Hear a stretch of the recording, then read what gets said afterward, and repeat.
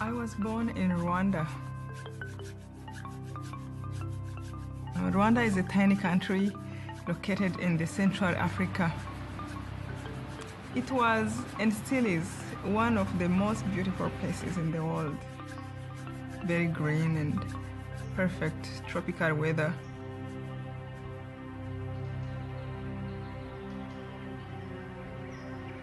My village was in Kibuye. Our house was on a hill that overlooked Lake Kivu.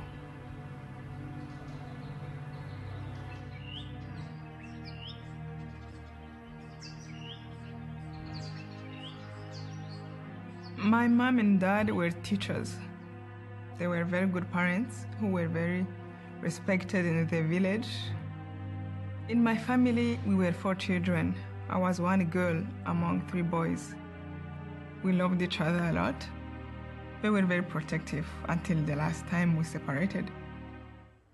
There was a rebellion going on, an ethnically based rebellion in Rwanda.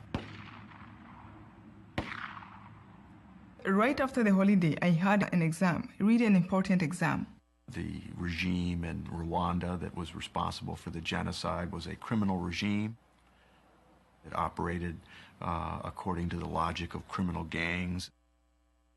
So I wrote to my parents and I told them I wanted to stay in school to prepare for my exam. And the aim of the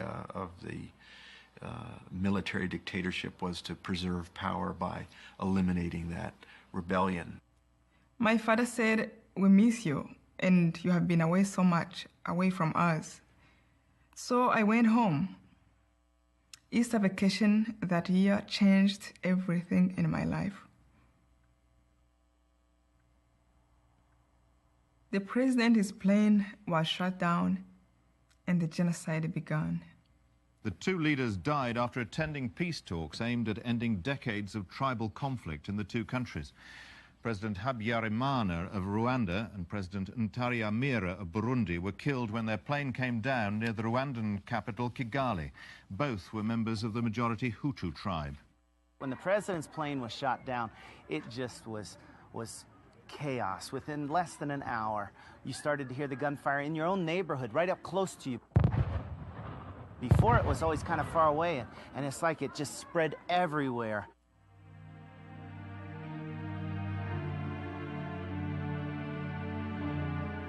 And it was a very well-organized program of genocide.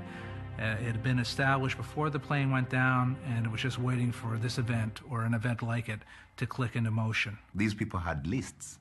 They had lists of people that had to be killed. And then it became crazy.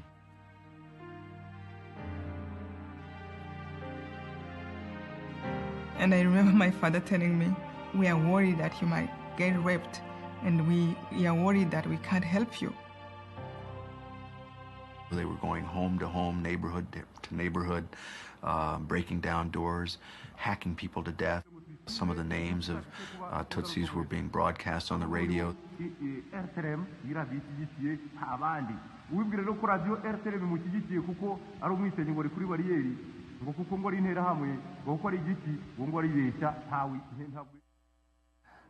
When I saw Immaculée back in her own home area, and she says to the photographer, "Hey, come and take a picture of me with this man." And I'm asking her, "Who's this man?" And she explains to me, "Well, his brother killed my brother." And I'm like, wait, my Western mind is kicking in, and I got to understand who, what, the details and stuff. And she just puts her arm around him, and she says, "No, it's okay. It's okay." I just about lost it, because it's not okay. You read in the powerful little museum here in Kigali, a young Rwandan child saying, "If you would have really known me for who I was, you could have never killed me."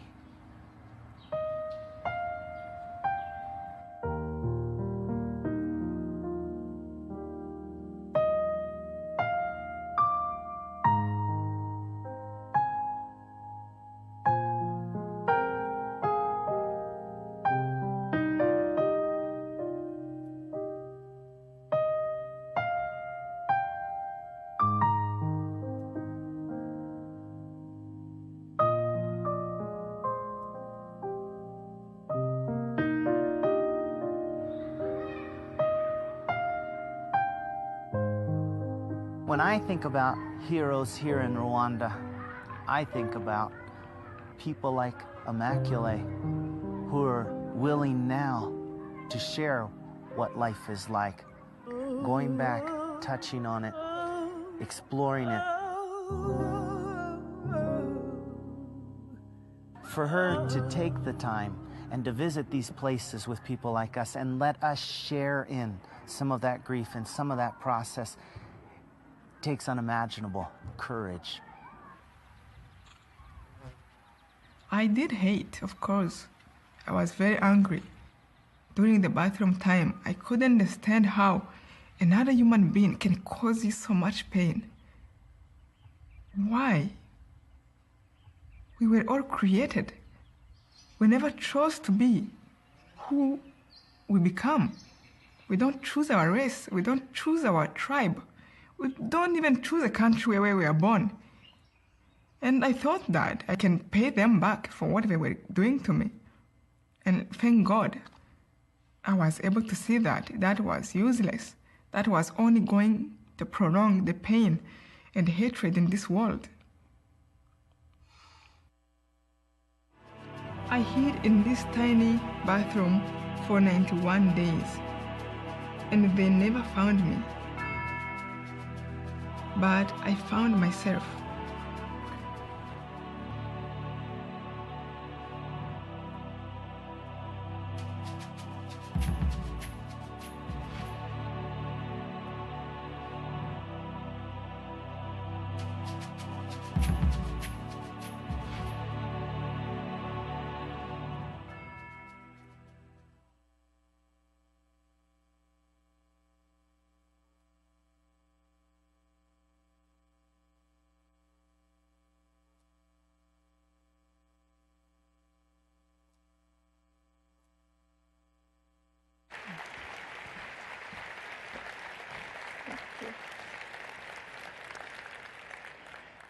Thank you so much for having me. Thank you for inviting me to share my story with you. It is really a joy to be among people who give hope to people.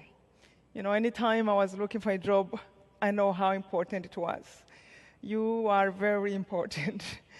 And you know, I still remember that through the whole genocide, among the lessons I learned was really to learn to know that my part matters, to have faith, to know that I have to make the first step. And somehow, sometimes I have realized when I was looking for a job, I have to remember those lessons I learned in the bathroom. I had to do my part, even when things seemed impossible. Have you met some people sometimes when they are looking for a job and you ask them, so what's going on? And they tell you, well, I can't find a job.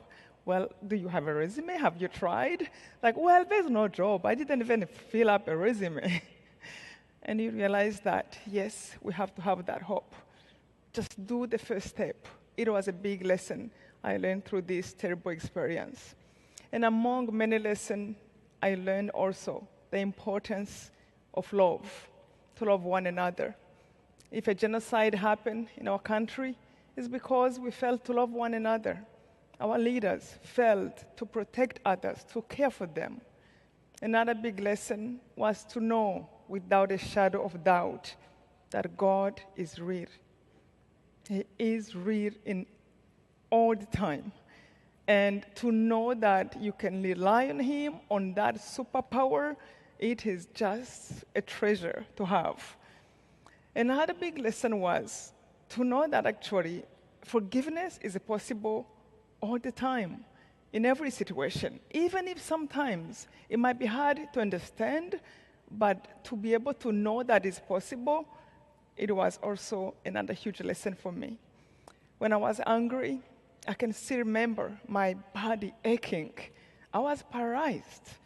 I was a prisoner for my own anger. But when I was able to let go, it felt like freedom. And I remember thinking, I wish I can tell everybody that actually it is possible. Before, when I was angry, I thought, how do you forgive somebody who is killing your mom, who is looking for you? It seemed impossible. But it felt like freedom. It felt like peace when it was there. And I'm here to tell everyone forgiveness is possible, and anger hurts and paralyzes you. So the genocide was terrible, as you saw in the documentary, but it is, again, an experience that opened my eyes. I would not be here today if I have not come to let go, if I have not learned what I learned. So genocide started, it was on April 7th, 1994. I was home for Easter holiday, and everything was going well. I had 3 brothers. One was outside of the country. My parents were teachers, loved us, cared for the whole village. But we never forget that morning. My brother came to me and told me that the president of the country died. I jumped out of the bed, and I remember thinking, this is it. They're going to kill us. In Rwanda, we had 2 main tribes, Tutsi and Hutus. And my tribe was not well loved.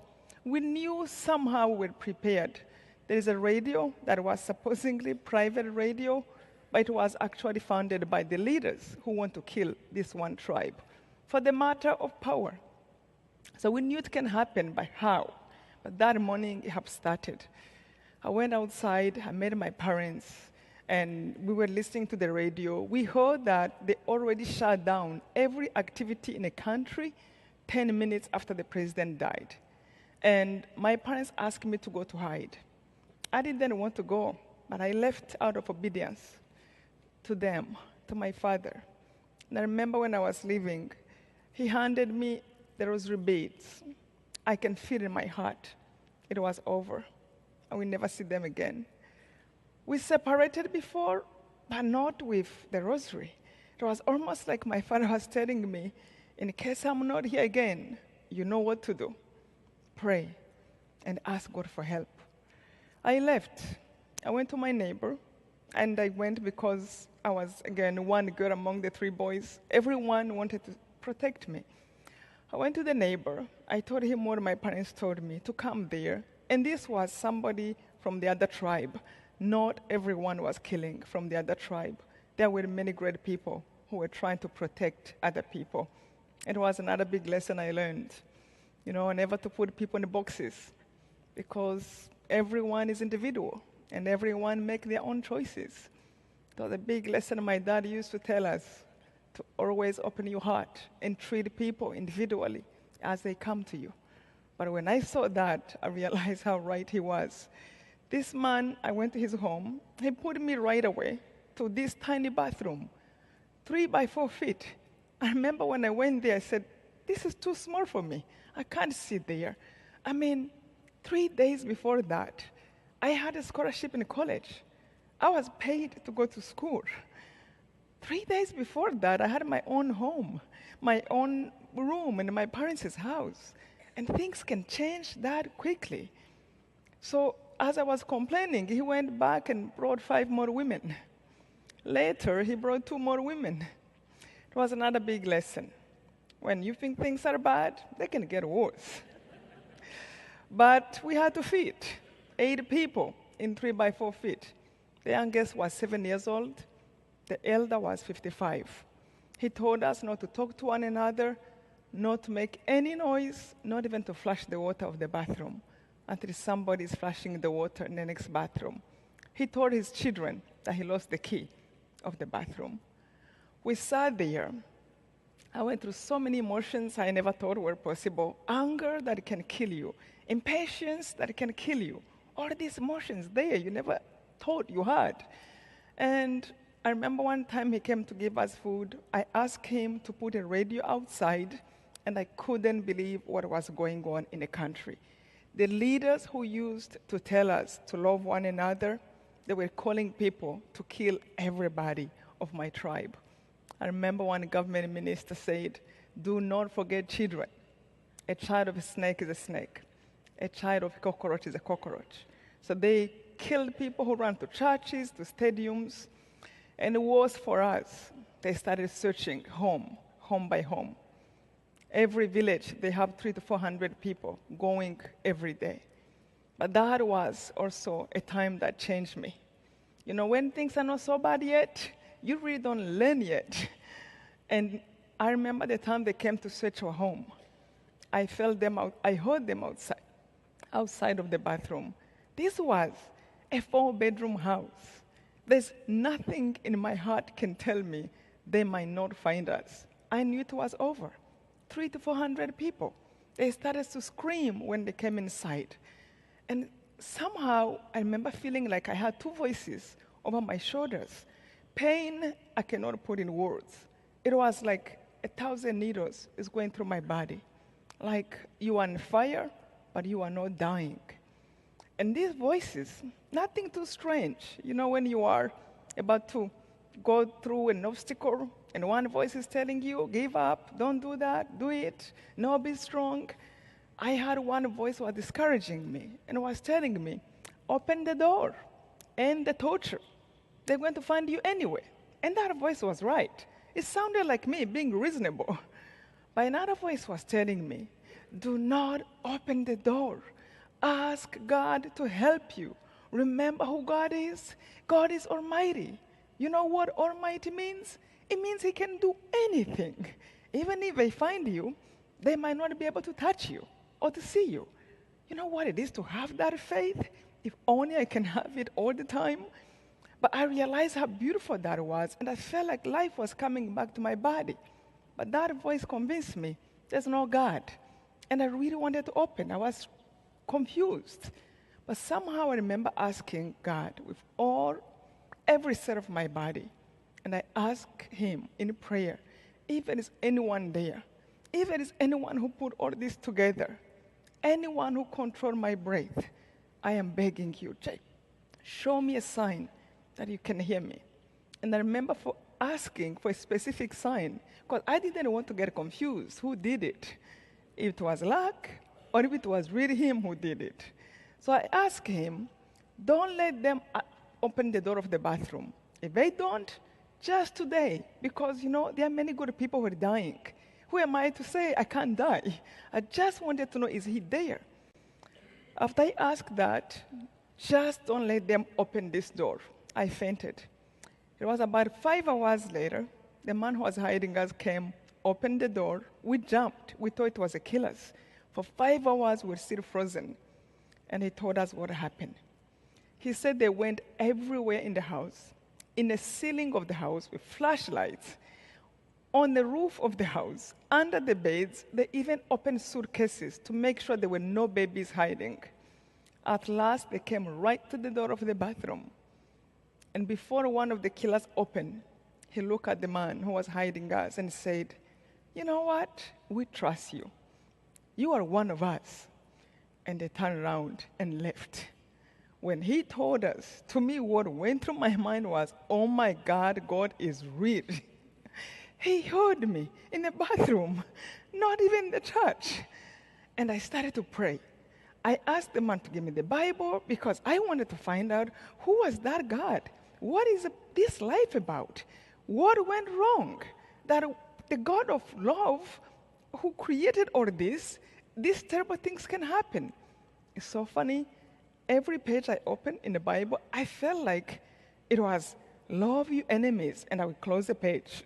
No, my enemies are bad. And then I would open another page. Pray for those who persecute you. Oh God, you don't know those who are persecuting me. They're terrible. Close the page. Forgive those who hate you. How many times? Seven times. I can't even forgive once. And I will close the page. How do you do this? And I started to pray the rosary my father have given me. But it's really, the rosary is like the summary of the Bible. So I was not running away. And I prayed from morning until night because I knew this time God was real. And I remember one part of this prayer that changed me. Our Lord's Prayer. What our Lord told us to pray. I remember when I reached this part that said, forgive us our trespasses, as we forgive those who trespass against us. I couldn't say it. By that time, I knew that God can see in my heart. I knew he heard my prayer. I knew he was real. And if he is, he can hear my thoughts. How do you lie to him and tell him, but help me? But forgive as I forgive? No, I haven't forgiven. For the first time, I started to skip that part of the prayer because I didn't want to lie to God. You can lie to somebody else, but not the one who looks from inside. And I felt much better. Until one day, I felt like something was telling me, hey, I hope you know our Lord's prayer is not man-made. It's Jesus. You believe he's God. Who gave those words? If I were you, I wouldn't try to change his prayer. I understood in that moment the meaning of surrendering.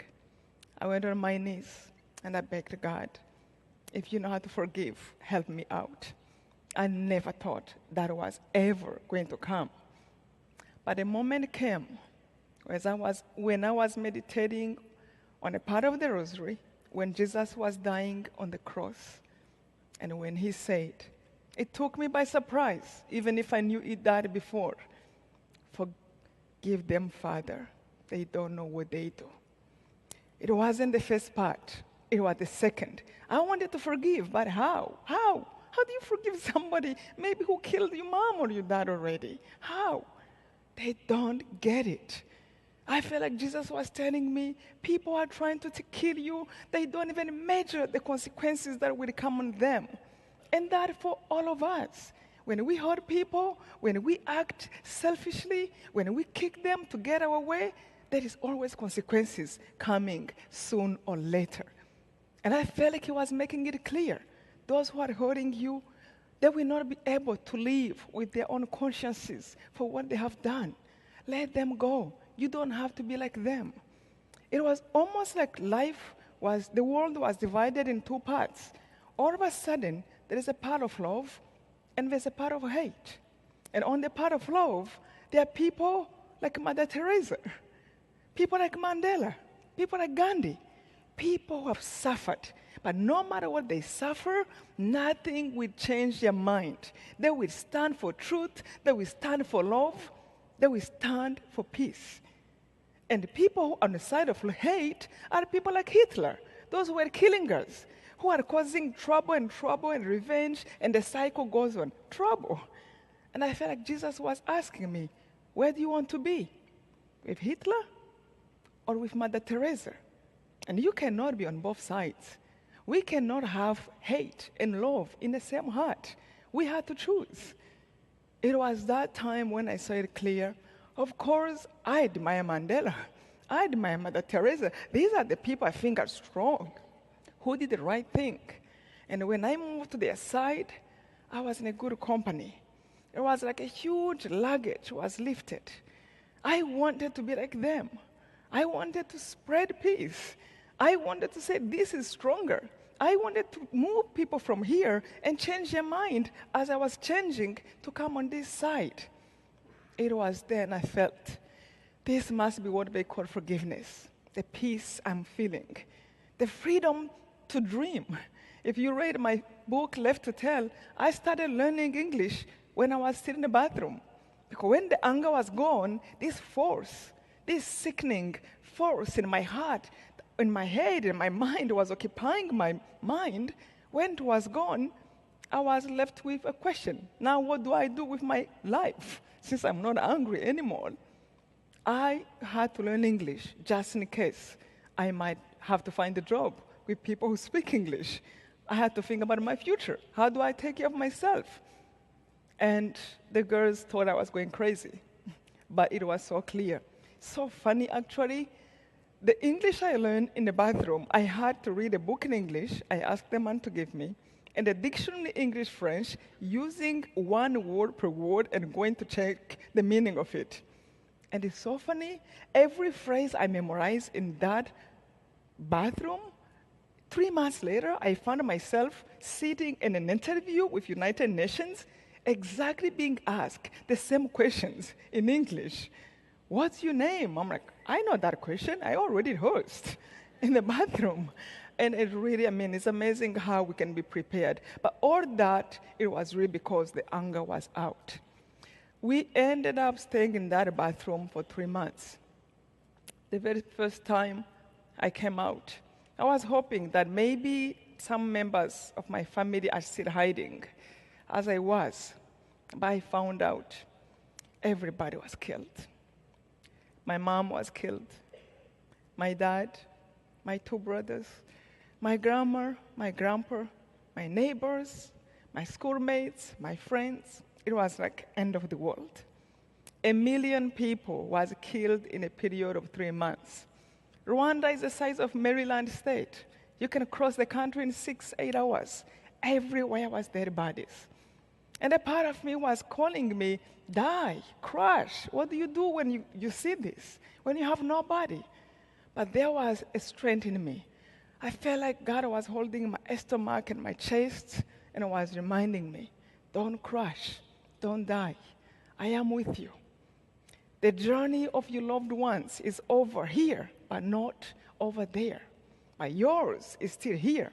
And it is up to you how you choose to deal with it, how you choose to use it. It might be 1 more year, 1 week, 1 day, 10 years, 50 years. But whatever that is, life is your gift, and it is up to you how you choose to use it. Either to love or to hate, to uplift or to pull down, to be kind or to be mean. If you choose love, I am with you. If you choose kindness, I am with you.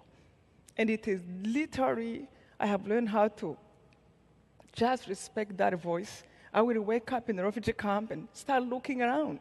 Somebody I can give help, just in case that will be my last day. And that became the motivation of my life. I really think I live happier than when I thought I had everything. Because I don't know when it's going to end. Like again, that moment, it can be 1 more day for all of us. We take it for granted, but we don't know how long we live. But whatever life we have, we can choose to really live it joyfully, take advantage, do something good. So when you lay down at night, you can say, I have contributed. I have done something kind. I have helped somebody. That what gives me my joy. That what helps me to be alive and to hope that one day I can see my parents. I can meet my brothers again. And before I leave, I want to remind you, I know many times we speak to a group, and it is a group, but everyone is individual. And we all have our own experiences. We all have our own troubles, our own obstacles we face. Please, from my heart to yours, no matter what happens to you, remember there is always hope. Don't give up. Keep pressing and love every minute of your life. It is your gift. It is up to you how you choose to use it. And lastly, if I can forgive, anybody can forgive. Thank you so much for having me.